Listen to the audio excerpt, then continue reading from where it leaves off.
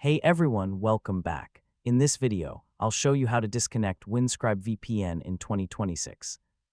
If you want to turn off your VPN connection safely and return to your normal internet access, this guide will help you do it step by step. First, open the Windscribe application on your computer, mobile device, or browser extension. Next, check the main dashboard to confirm that your VPN is currently connected. Now look for the disconnect button, usually displayed in the center or top area of the app. Next, click the disconnect button to immediately end the VPN connection. Now wait a few seconds while Windscribe safely terminates the secure tunnel. Next, check the status indicator to confirm that you are no longer connected.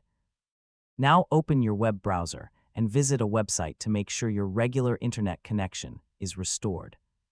If you were using the browser extension, click the Windscribe icon and press disconnect there as well.